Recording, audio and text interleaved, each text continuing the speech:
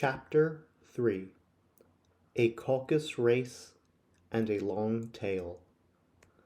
They were indeed a queer-looking party that assembled on the bank, the birds with draggled feathers, the animals with their fur clinging close to them, and all dripping wet, cross, and uncomfortable. The first question was, of course, how to get dry again. They had a consultation about this, and after a few minutes, it seemed quite natural to Alice to find herself talking familiarly with them, as if she had known them all her life.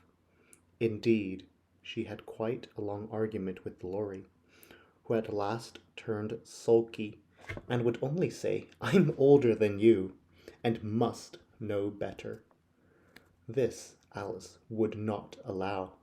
Without knowing how old it was, and as the lorry positively refused to tell its age, there was no more to be said.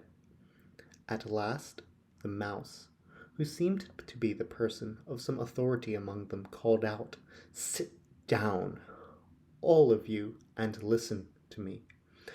I'll soon make you dry enough." They all sat down at once, in a large ring, with the mouse in the middle. Alice kept her eyes anxiously fixed on it, for she felt sure she would catch a bad cold if she did not get dry very soon. Said the mouse, with an important air. "Are you all ready? This is the driest thing I know."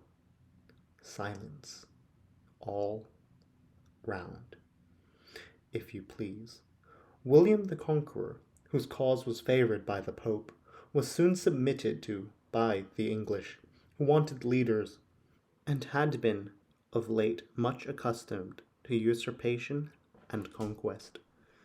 Edmund and Morcar, the Earls of Mercia and Northumbria. "Ugh!"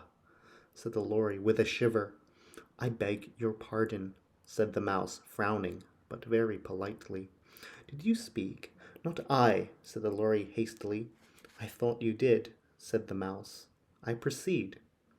Edmund and Morcar, the Earls of Mercia and Northumbria, declared for him, and even Stigand, the patriotic Archbishop of Canterbury, found it advisable. "Found what?" said the duck. "Found it," the mouse replied rather crossly. "Of course, you know what it means." "I know what it means well enough.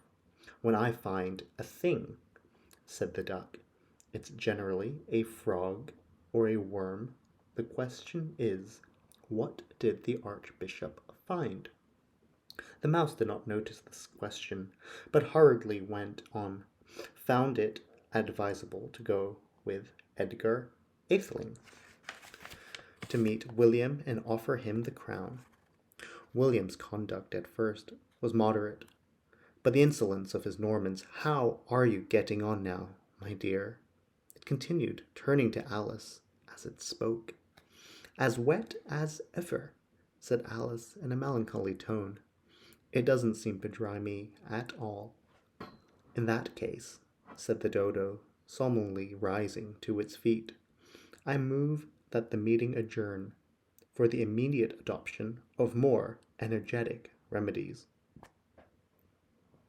"Speak English," said the eaglet.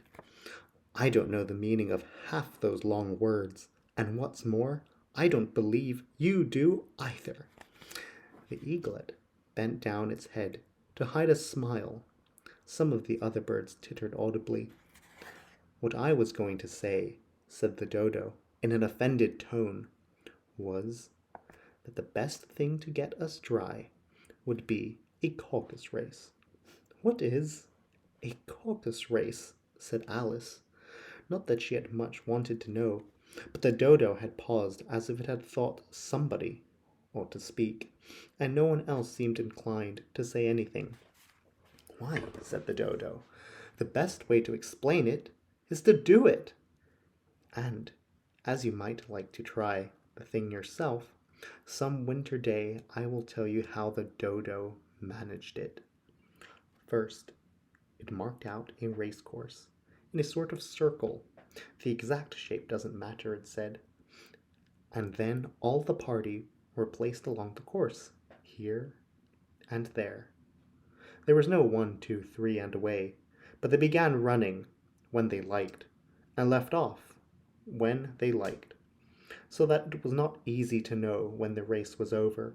However, when they had been running half an hour or so, they were quite dry again, and the dodo suddenly called out, "The race is over." And they all crowded around it, panting and asking, "But who has won?" The question the dodo could not answer without a great deal of thought, and it stood for a long time with one finger pressed upon its forehead, the position in which you usually see Shakespeare in the pictures of him, whilst the rest waited in silence. At last the dodo said, "Everybody has won, and all must have prizes." "But who is to give the prizes?" Quite a chorus of voices asked. "Why, she, of course," said the dodo, pointing to Alice with one finger, and the whole party at once crowded her, calling out in a confused way, "Prizes, prizes." Alice had no idea what to do, and in despair she put her hand in her pocket and pulled out a box of comfits.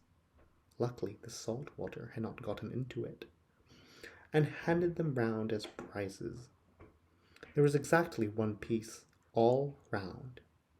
"But she must have a prize herself, you know," said the mouse. "Of course," the dodo replied very gravely. "What else have you got in your pocket?" It went on, turning to Alice. "Only a thimble," said Alice sadly. "Hand it over here," said the dodo. They all crowded round her once more, while the dodo solemnly presented the thimble, saying, "We beg your acceptance of this elegant thimble." And when it had finished this short speech, they all cheered. Alice thought the whole thing very absurd. They all looked so grave that she did not dare to laugh, and as she could not think of anything to say, she simply bowed and took the thimble, looking as solemn as she could.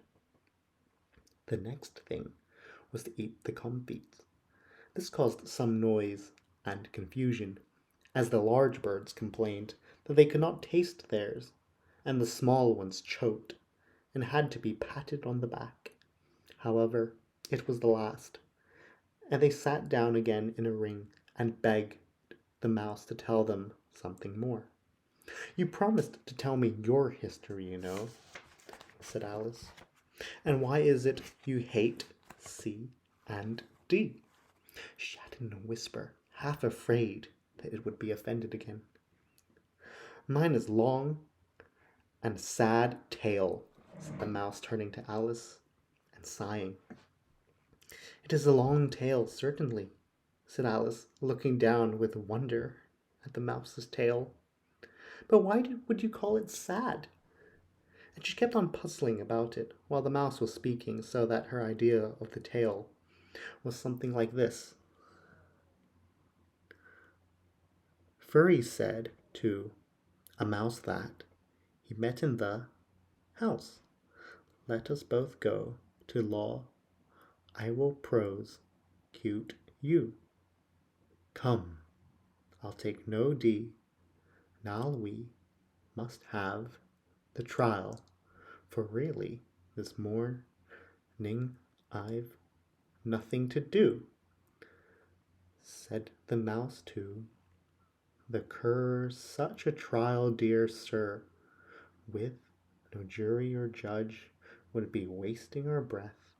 "I'll judge, I'll be jury," said cunning old Fury. "I'll try the whole cause, and condemn you to death."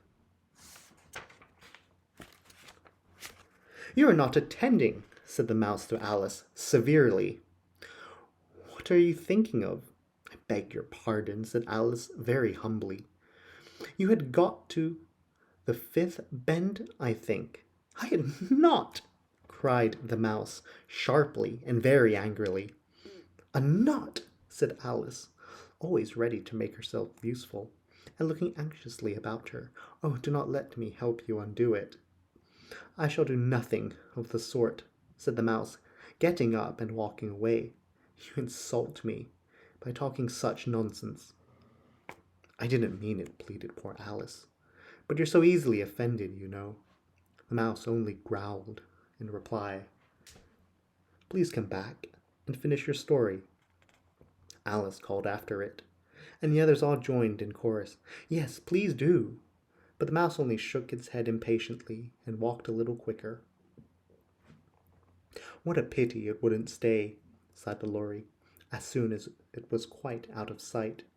And an old crab took the opportunity to say to her daughter, "Ah, my dear, let this be a lesson to you, never to lose your temper." "Hold your tongue, Ma," said the young crab, a little snappishly. "You're enough to try the patience of an oyster. I wish I had our Dinah here, Dinah." "I know, I do," said Alice aloud, addressing nobody in particular. She soon fetched back. "And who's Dinah, if I might venture to ask the question?" said the Lory. Alice replied eagerly, for she was always ready to talk about her pet. "Dinah's our cat, and she's such a capital one for catching mice. Can't think! And oh, I wish you could see her after the birds, while she eat a little bird as soon as looked at it."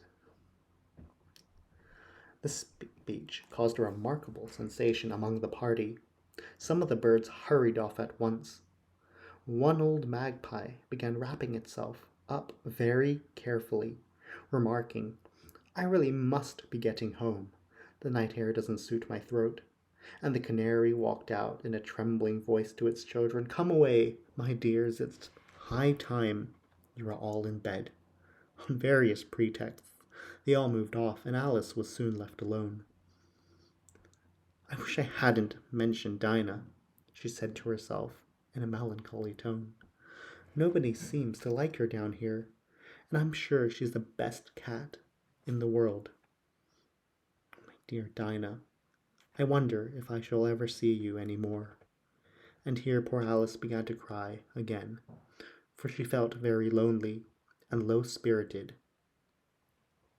In a little while, however, she again heard a little pattering of footsteps in the distance, and she looked up eagerly, half hoping that the mouse had changed its mind and was coming back to finish his story.